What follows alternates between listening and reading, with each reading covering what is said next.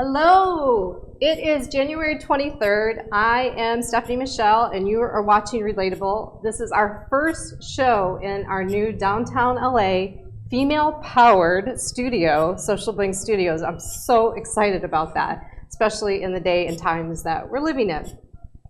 Before I get started, I have to give some major birthday shout-outs to some people. I learned today that two of my favorite people's birthdays are today, Peter and Dion.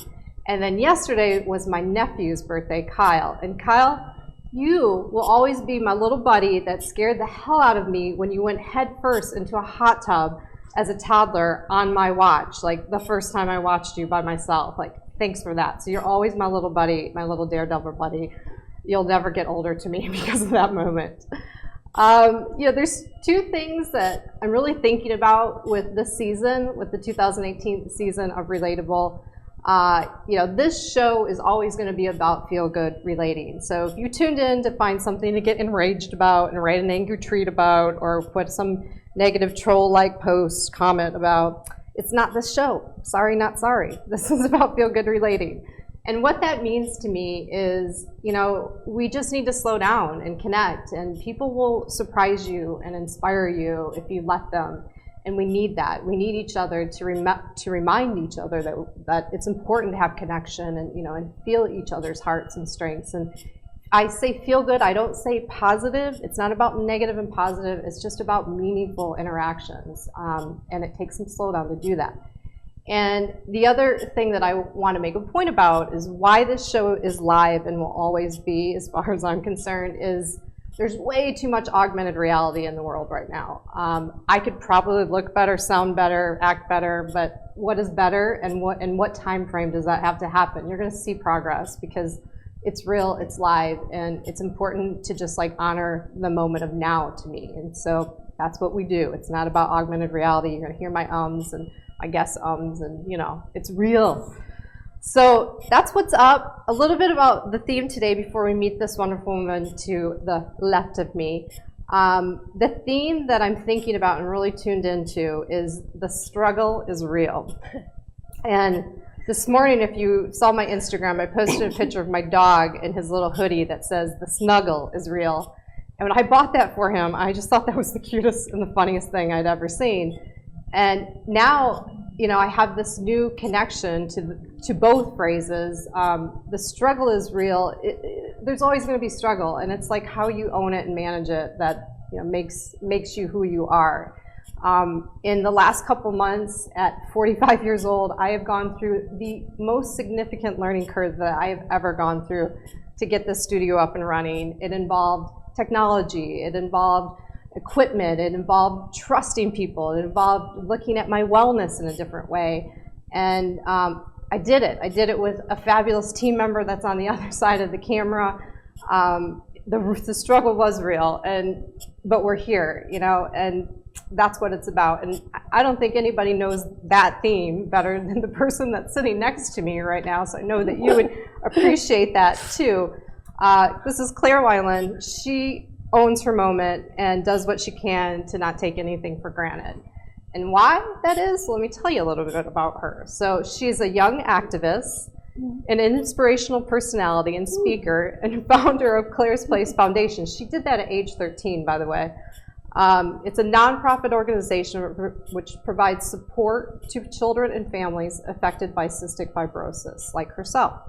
Claire uses her podium to spread unique and inspiring outlooks on life. She has shared her message at leading events across the globe, including TED Talk, PTTOW, the BBYO International Convention, Consumer Electronics Show, and as well as top universities, companies such as Philips, Zappos, and Click Health. Yeah, that's a lot. That's Claire. Welcome to the show. Thank you. I always think it's funny to sit next to someone while they read their bio, right? No, it's the weirdest thing ever. No. The only thing that's weirder is when someone reads a bio and then you're coming up on stage. Yeah. Because at least we're here, we can talk about it. It's funny, we can make a joke. Up on stage, they read out this long bio and then they leave. Yeah. And you're just there and it's a spotlight and you're like, okay, hi. Like, I have to entertain all of you for 30 minutes. Yeah. I get it. Well, so welcome to the show. Thank you. Thank you for being here in the studio. You're the first guest of 2018, so it's pretty super special. Exciting. Yeah, I'm glad very it's you. I mean, like, we haven't seen each other in a while. I'm really glad that it's you and we're reconnecting. But yeah, it's Thank you. special to me. I know. I hope it starts off on a good foot. It But don't will. do anything too much. You're fine. I think it's gonna be great. Well, so the first thing that I ask when someone sits next to me in an interview is like, is there anything that you just want to like get off your chest that's maybe pulling your attention so we can't have a really good conversation? Anything distracting you, or just something you're like, hey, I want to talk about this? Wonderful question. Yeah, that's awesome. I don't think anyone's ever done that. Yes. 2 things. One, I'm having horrible allergies today. I'm a sniffling, coughing mess. And I just need to throw that out there. Second, I got horribly sunburned yesterday. I feel the need to say this to the audience, to yourself. I am not normally this pink. I am not embarrassed. I am just burned by the sun because I was an idiot and refused to wear sunscreen. And I'm also hot. And that is all that I have to say. I'm throwing all that out there. Most people just think you're glowing. Yeah, I just see that she's glowing. But yeah, thanks. This is what being real means, right? Like, this is what you're owning your moment, and this is what's going on. Yeah, I'm like a menopausal woman because I'm on like literally 12 different medications that make me like crazy overheated. So, well, let's get into that. So, you know, for someone that doesn't know what cystic fibrosis is, let's, you know, share what it is. But more importantly, what is your day like, or what is your week like because of CF? Yeah. Well, so cystic fibrosis is a genetic disease, meaning that I was born with it, and it causes an accumulation of mucus to form in your body in all different areas. So in your lungs, it predominantly, you know, causes infections and you know, blockages and cysts and all that kind of stuff. I have intestinal issues, CF-related diabetes, chronic sinus infection, a lot of bad gut health. And pretty much the main issues with cystic fibrosis are that it's progressive. So as I get older, it gets worse. When I was a kid, it wasn't as bad, but as I kind of moved through my life, it got progressively more and more intense with each passing year, which is very strange. It's strange to be only 20 and look back and be like, wow, remember how healthy I was when I was 14? Because when I was 14, I didn't feel so healthy, but nowadays, in comparison. So there's that, and then, you know, the other side of that is that it's also terminal.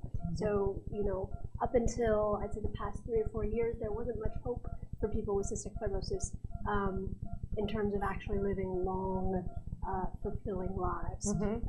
It was terminal, and for a lot of people with CF, it kills them in their late teens, early 20s, or early 30s, kind of depending on what mutation they have. Yeah.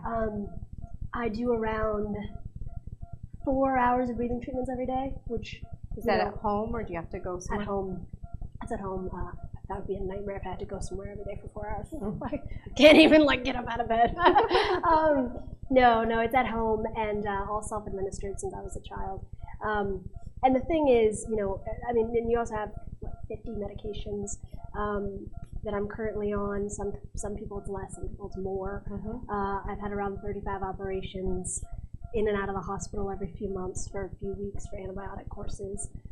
It's really just a very time and energy consuming illness, which is, I think, the main kind of concern with CF, to be honest with you, in my book, because when I explain what cystic fibrosis is to most people, their first instinct is to be, oh, it's terminal, that's the hard part about it. Yeah. The terminal part, in my opinion, isn't that bad, right? The terminal thing like happens once and then it's done. Yeah. The thing that's hard about it is the fact that it consumes a huge chunk of your life. So for me, what I think I've kind of always made my goal in life is to find a way to live with it, not ignore it, not pretend that it's not a part of my life, but also find a way to do something more. You know what I mean? Find a way to do something more, find a way to use it in a way that's actually productive and valuable to society. I think that there's a thing around people who are sick where no one wants to say the truth, which is that it's very hard to be valuable and to be useful, you know? And one of the most painful things about being a human being, in my opinion, is when you feel like you're not of use to them and you have nothing to give. It's heartbreaking. Yeah. And a lot of people who are sick feel that way because just taking care of themselves takes up so much of their time. Yeah. So if you had to spend 4 to 5 hours a day just taking care of yourself, it becomes an all-consuming, sort of like really narcissistic thing, you know, where like you're always checking in. How do I feel? How's my mucus? Just disgusting. But it's true. But it's true. Yeah, yeah. And so, you know, so I think that's for me the biggest struggle with CF isn't necessarily, you know, the fact that I have a short life expectancy or the fact that I am sick. It's that it takes such a huge mental burden, you know, to try and be something more than just a sick person. Yeah. You know? So that's a lot what you just shared. Sorry. No, in It's a a good word way. vomit. No, it's in a good way. There's so much. There's some richness in there that like anybody could pull out something and go, oh, you know, maybe I need to look at something differently that I'm doing. Right. You know? Right. So I want to know if do you recall when you kind of, I don't know if made peace is the best way to look at it, with the part that it is terminal, that this is something that's, because that part I hear you have peace with. It's the daily stuff, a little rougher, but. Well, you know, it's actually funny. While I totally get why that's what people always think, I actually don't think it's true that I've made peace with it.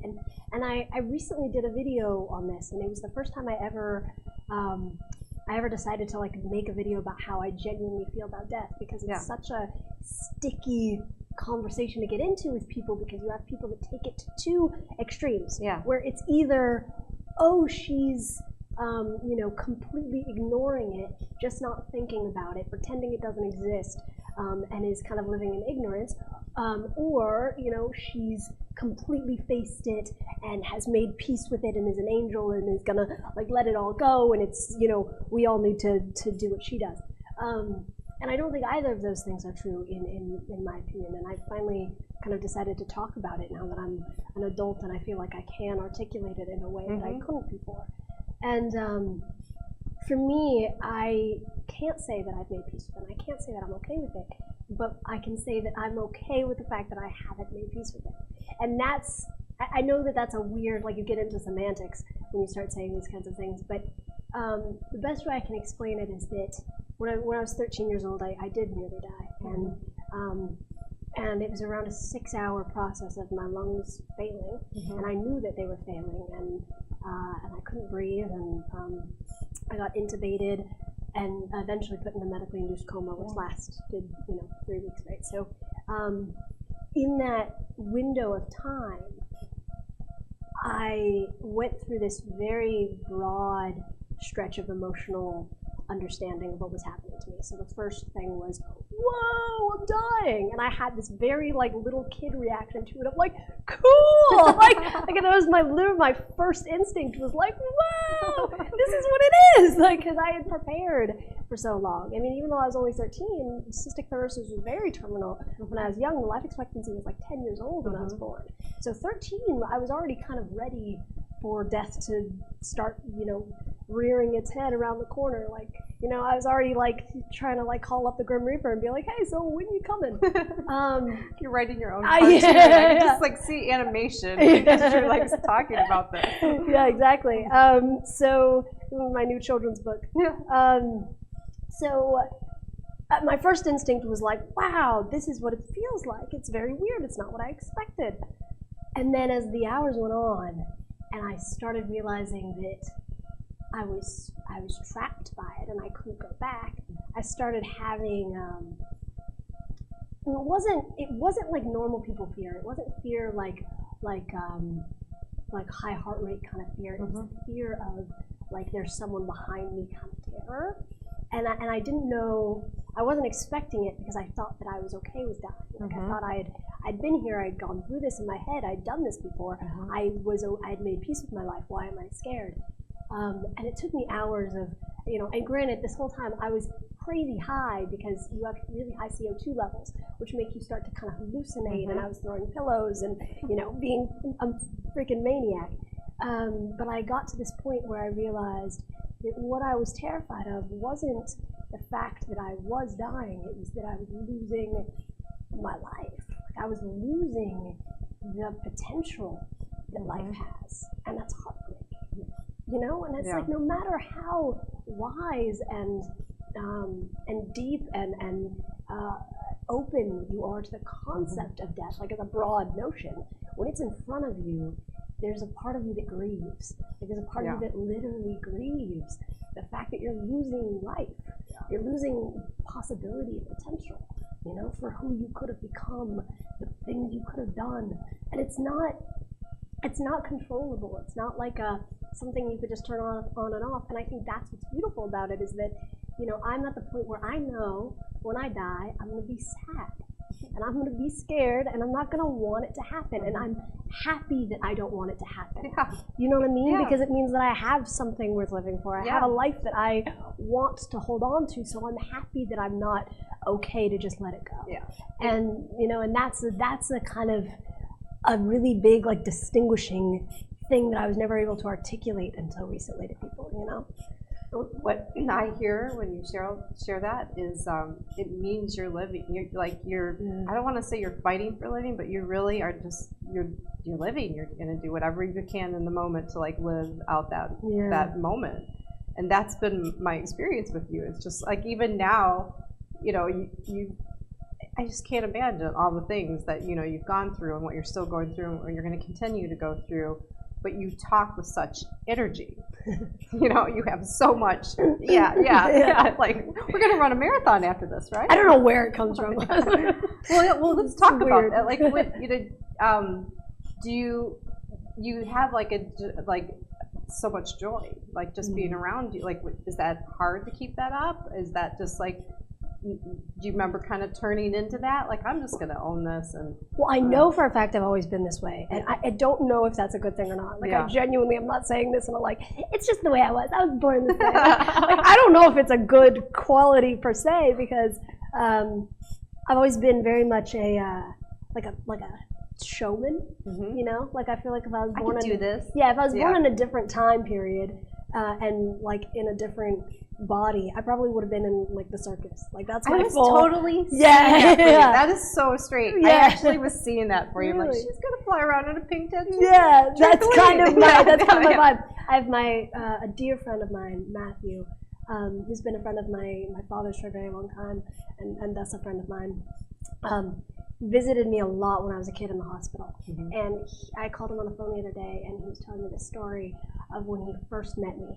And I was 4 years old, and he came to visit me in the hospital, and he walks into the room, and I'm standing there in a nightgown, standing on top of the bed, not sitting, standing on the bed in my nightgown, closing with a hand over my eyes and my arm out to the nurse who's putting an IV in me, going, the hardest part's the anticipation. The hardest part's the anticipation. The hardest part's the anticipation. And he's like, and he walks in, and the nurse goes, Claire, the IV's already in. And I'm like, oh, that's silly. And like was doing like this whole like act around it.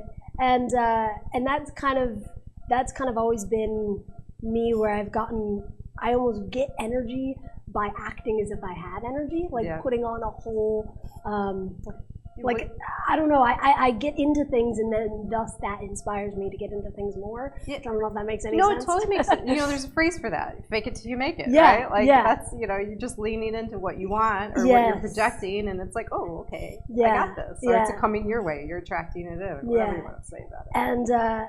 And I genuinely love people.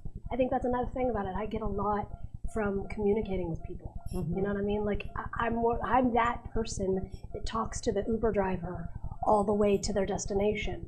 And like, I know that everyone else is like, oh my God, it's so annoying when Uber drivers try and talk.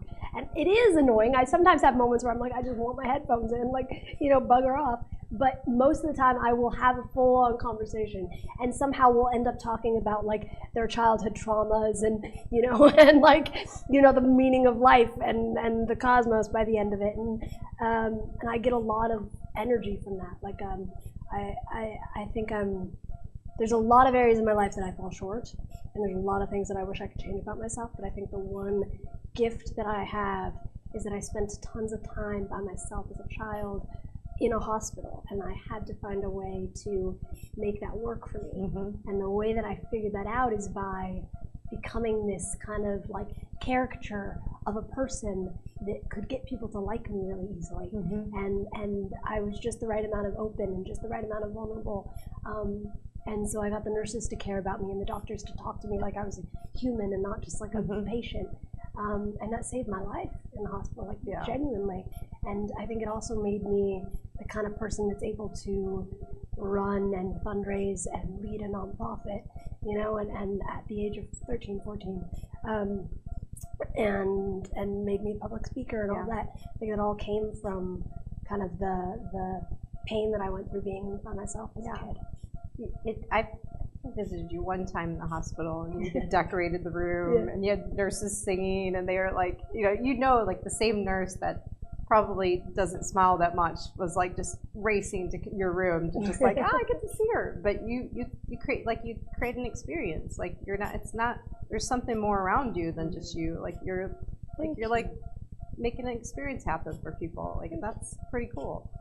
Pretty powerful stuff, my friend. Thank you. It makes me feel nice. Well, it's true.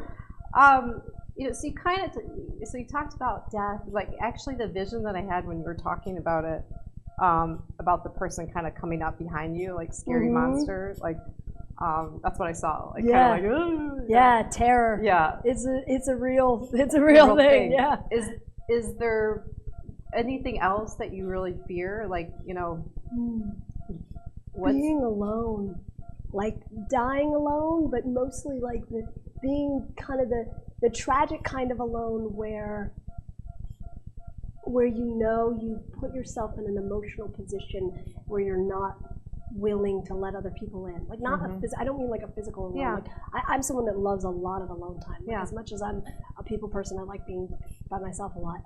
But the kind of like deep loneliness that I know people experience in life, and the kind where I think we were talking about this before we came on, but I see how easy it is to tell yourself that you don't need other people, and tell yourself that it's okay to just do your own thing, be your own person. Especially now we live in such a world where it's all about like be an independent woman. And you see everybody's highlight reel on Instagram, right? Yeah. Like, I don't need no one. It's like, no, of course you don't need anyone, but you do. That's what it means to be human. That, you know what I mean? We have these incredible brains and these incredible mirror neurons, and a way that we perceive the world is so based on other people and who we're around and the way that we interact with them and the way we interact with our world.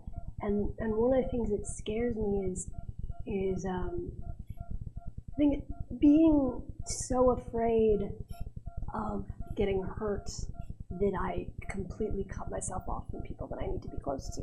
And that's something that I fear because I have done it in the past a lot, where I've had a lot of relationships with people that I knowingly cut out of because I got spooked or I got, overwhelmed or whatnot, or just distracted, and then later realized how important it was to keep that relationship. And that is a terrifying thing because, like, have you ever read Isabella Allende's House of the Spirits? No.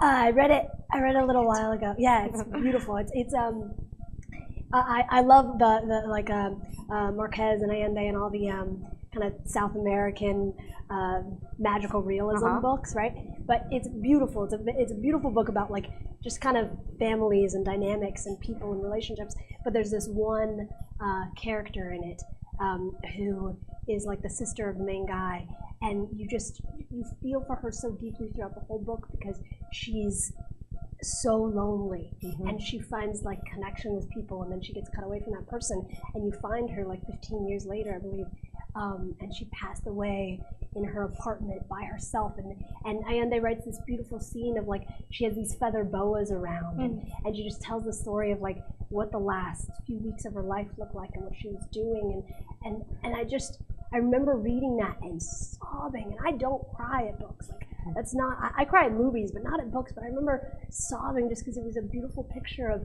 how easy it is to tell ourselves that all we need is ourselves. And we need to interact with the world, What comes up for me when you say that, and I say this a lot, and this is why I do a show about relating, is we do need to be seen and heard to feel love. You know?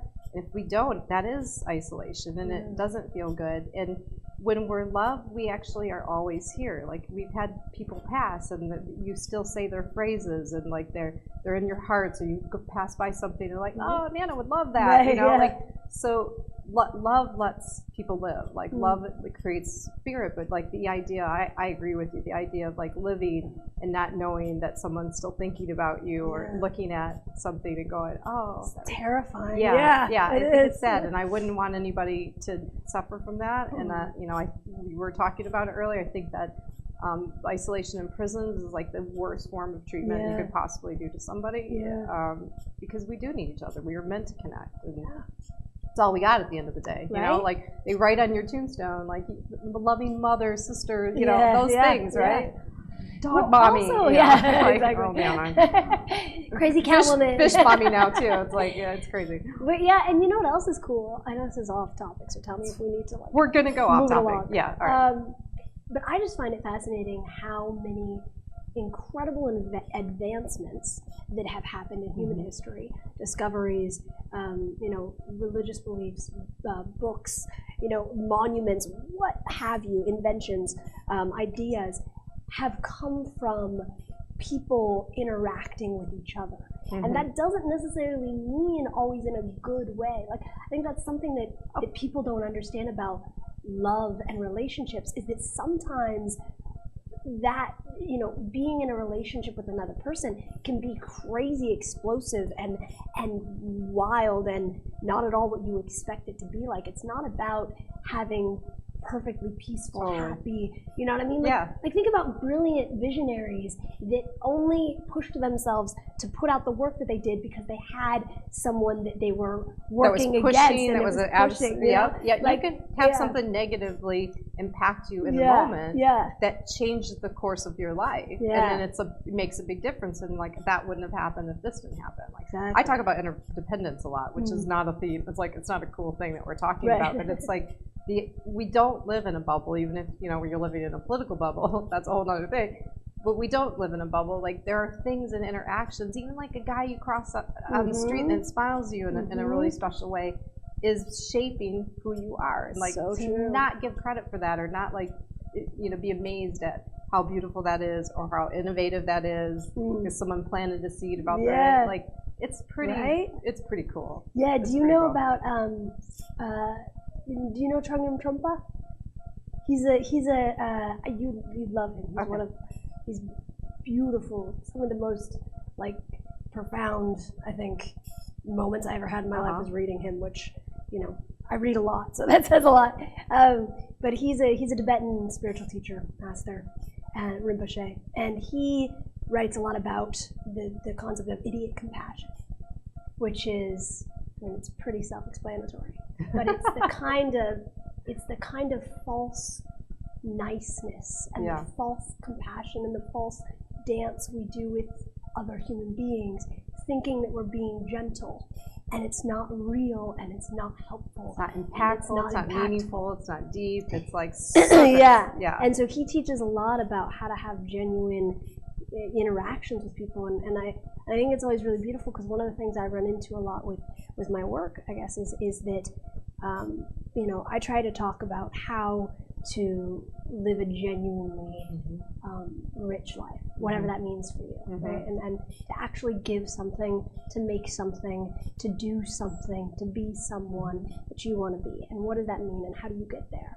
And that's not always a pretty conversation to have with people. You know what I mean? It's not always easy, especially when you're dealing with the sick community. It's not always easy to sit down with someone who has suffered and say, look, I know you've suffered, but so has every single human being on this planet.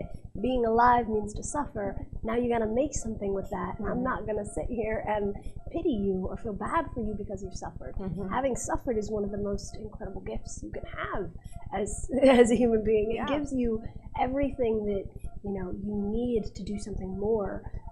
You can attain through the experiences you have in life, and whether or not they're good or bad. And so for me, I love the concept of you know, not doing the whole idiot compassion thing. We're not just telling a sick person, like, it's okay, just go lay down, you know, like you'll get your wish and then, you know, everything's gonna be fine. It's like, no, everything's not gonna be fine. You're gonna be in a lot of, am I allowed to cuss or no cuss? Yeah, you can cuss. Okay, you're gonna be in a lot of fucking pain.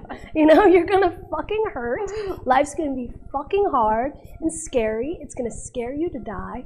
It's gonna scare you that you're not gonna have the rest of your life to sort yourself out, to do what you wanna do. You don't get to pussyfoot around. You don't get to like waste your time going to school for something you don't love. You don't get to mess around with relationships, with drugs, with being just a regular fucking person. You have to actually make something with what you have in front of you. And that is terrifying, and that's hard, and it's not easy. And I'm not gonna look at other people who are sick and tell them that it's easy and simple and that you just wait around for Make-A-Wish to let you, you know, fly an airplane or walk around Disneyland. That's not gonna make your life worth living. You know, and in a lot of ways, neither is being cured. You think that healthy people are happy? They're not. You know, like that's a cure. Like, rich people, no one's happy. Like that. The point isn't being happy. You have to work at it. Like I even just a simple thing like, you know, people talk about I want to be loved. And like, be loved. You be loved. Just act in love. Like walk out and you act as you are loved. And then, like we were talking about earlier. It's not like, oh, well, all the things I need to do to get to that, or you know, it's you embracing that, and and you know, making or owning it. Owning it. Owning it's huge. Sorry, that was my rant for the day. That's the end of my cussing. That's all right. That's all right. Well, let's switch gears a little bit. Yes, please. We've got a lot of richness in the room. I always say I wish people like that are watching on the other side of the camera can actually feel what it feels like to just like be listening to somebody and like, I feel you. Like I can feel your energy. I see you. You know, I hear your words. But we'll switch gears and go into a little more playful mode. And the reason why I do this, I would just like to show that like at any given moment, how we're relating can change. Circumstances can change. And so the easiest way I've found to illustrate that is to ask a silly off-topic question.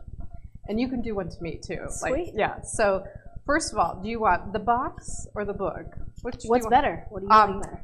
They're very different. This one's not your mama's dinner party questions. Okay. And this one's a little more like, you know, Seth Gooden wrote the forward on the, it's like, it's Got it. Let's do the cards. Do the cards. Yeah. Okay. All right. Sometimes they have a mind of their own. Okay. What's your best excuse when you've been pulled over for speeding? Okay, I can't. We have to pull a new one because I don't drive. You don't drive? Yeah. I refuse to. What would your be your excuse? I refuse to drive because I don't ever want to get pulled over for speeding. Oh, yeah. All right. I actually really want to ask you this question. What's your favorite dirty joke? Oh. You can't ask me that question because because first of all, I don't know any I have none that I've compartmentalized or that I have that are actually like a formalized joke.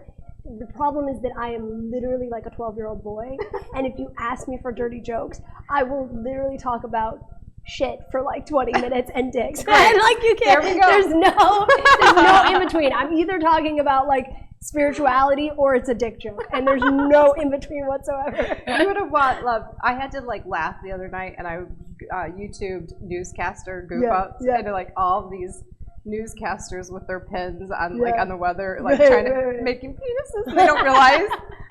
They're like, oh, look at this film system that's coming in. And they look and they've drawn a penis, and there's like hundreds of those videos on YouTube. Really? And it's hilarious. Okay, you have to remind me to write that down and look for it after. So look at the trade-off. You're giving me these really meaningful books to read, and I'm telling you, accidental dick. Yeah, no, it's perfect. Accidental dick pics. That's what's going on here. Okay, that's that one. That one's goofy too. Let's go with the book. The box is kind of failing us. All right, let's go. Tell me when to stop. Stop. Okay. Page 100. If a technology breakthrough could enable people to travel as quickly and cheaply across the world as they now do between adjacent cities, but at the price of 500,000 deaths a year, would you want technology? Would you want the tech? 500,000 Yeah, 500,000. deaths? 500,000. Would you want the technology developed? So you could travel faster. No. But I feel like I have to say no just on principle because I'm going to seem like a mass genocidal maniac. I'm trying to think who would say yes. Yeah, who would say yes? No, traveling is not that important. No. You want to, okay, this actually does bring up a good thing. Okay. I love traveling. Traveling is literally the thing that got me through horrible, like, sadness and depression as a teenager, was being able to travel and see new experiences and, you know, all that.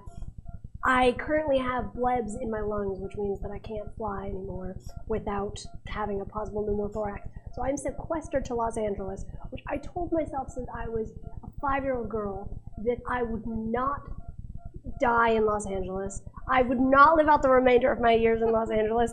I don't want to live in Los Angeles. Everything in my body is screaming at me to get out of LA. I love California, but just not Los Angeles. And yet here I am, and I am stuck here because it's where my hospital is, and this is where I have to be. And I think in a weird sort of roundabout way, and I'm not just doing this to like make the best of a situation, but I do fundamentally believe this, that there is an incredible amount of life in everything.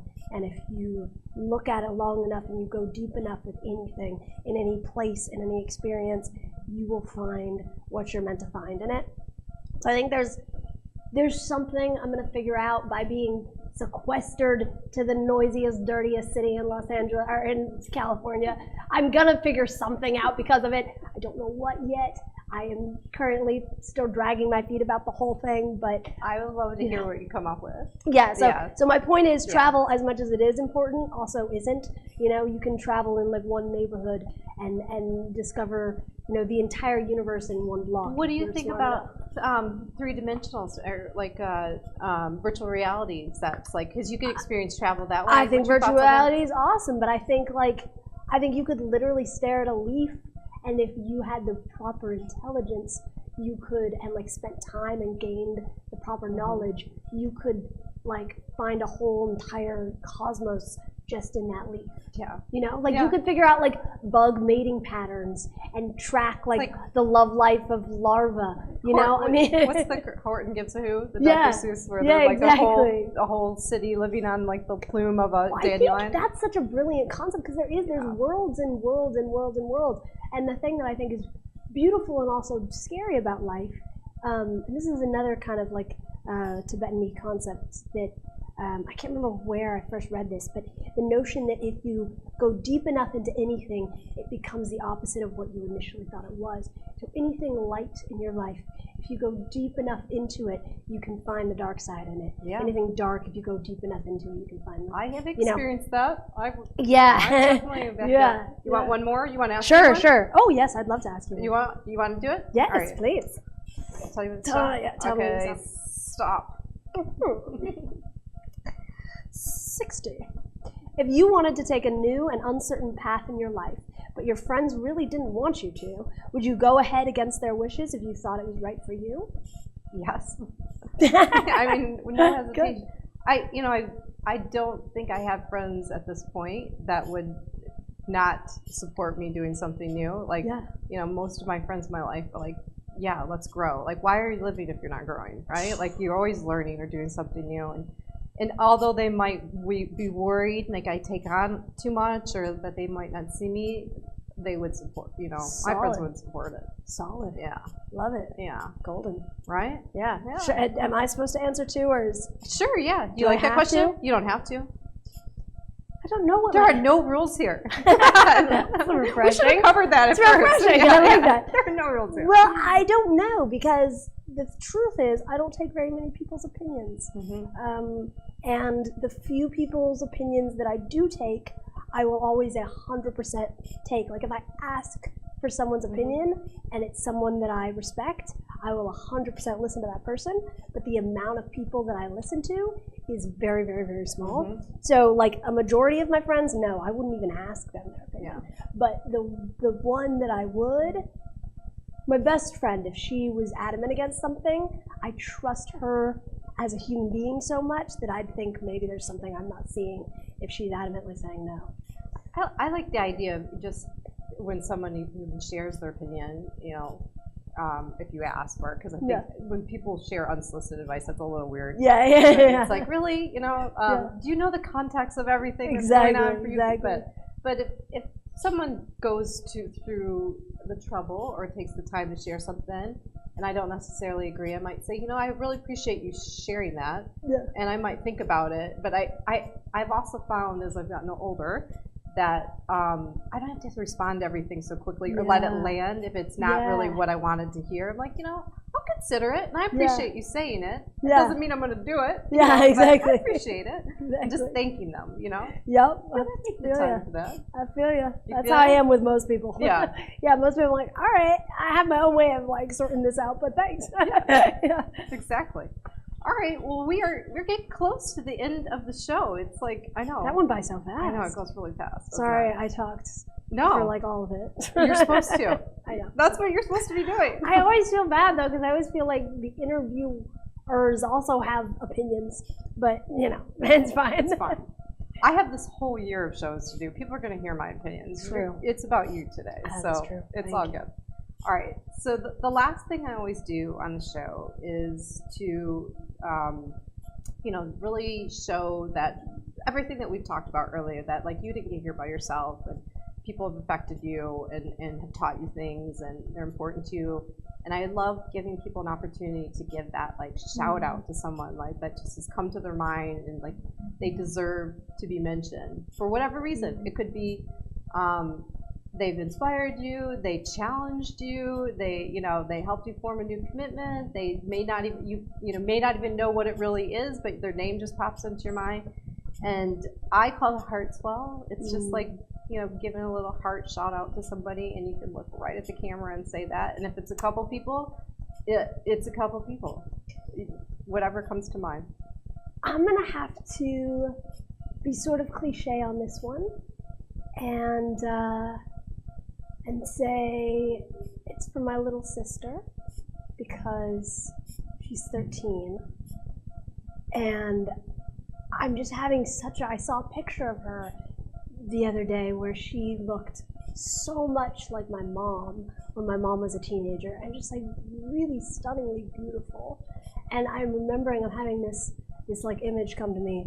There's a really strong memory because we used to play these imaginary games, like these epic, like 4-day long, like the moment she got home from school, it was like on like Donkey Kong, like I was a spy, like grab the gun, you know, like it was like, or like little like Orphan Annie, like, you know, like we took it seriously. And the first thing we ever, like the first imaginary game we ever played, she was like 2 years old, and I got this silk from someone, I can't remember, but there's this memory I have of placing it over her head. She wrapped it around her like a little thing, and she was pretending to be a princess, and I was her handmaiden, and her dad just died, the king, and so she had to take place as the queen. And so I put the little thing on her head, and she waddles up to the mirror, and she stands in front of the mirror and holds the cloth, and she goes, "I'm ready." And then with the little babushka thing on, and I'm just thinking about her being 13 and becoming a teenager. And I hope that she remembers that, and that she's ready, and that she's just as excited to kind of take on the adventure of reality as she was to take on the adventure of all of our imaginary games that we had.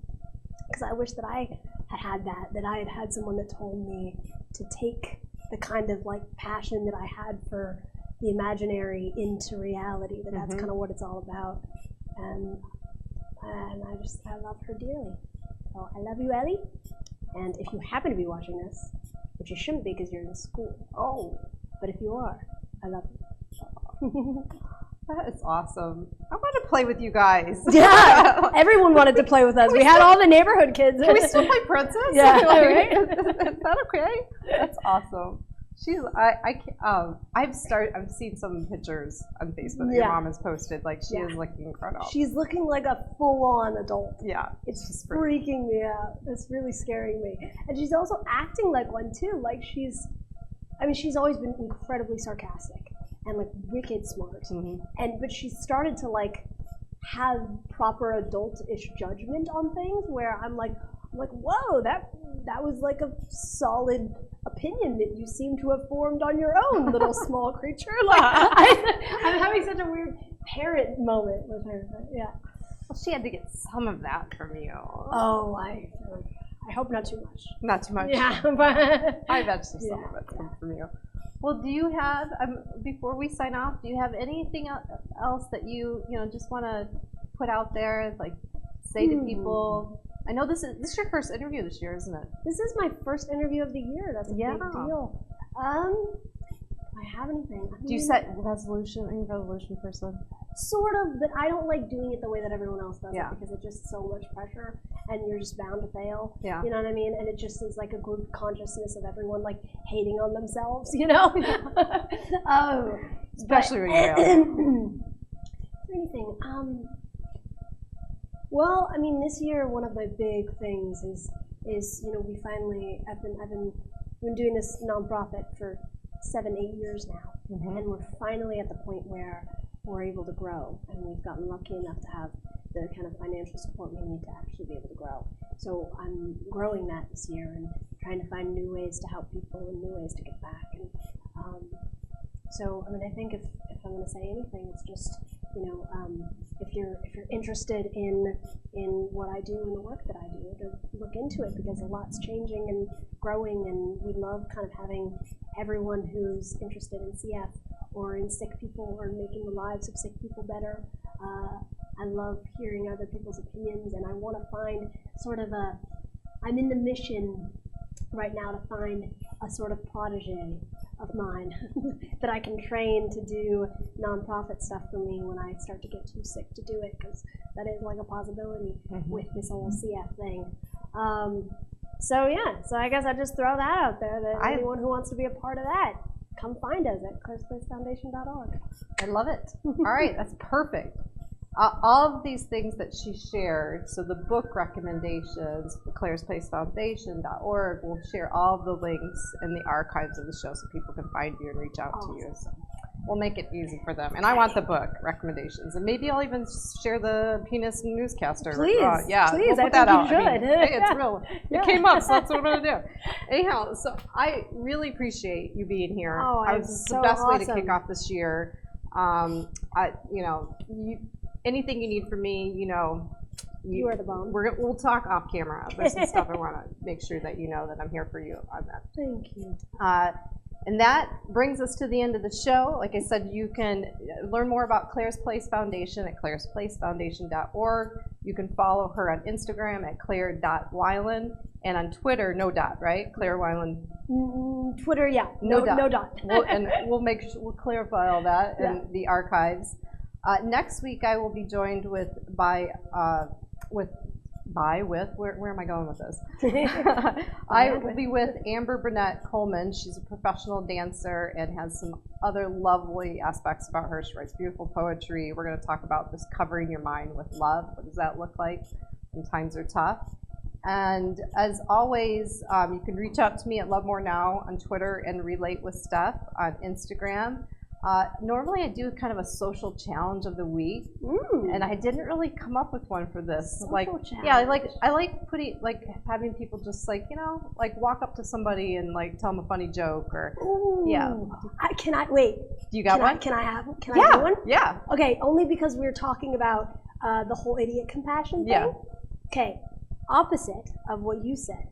I challenge everyone to have one moment of the week where they do something that is scary for another person that they think is for their betterment, but that's not necessarily considered nice or polite or easy to say.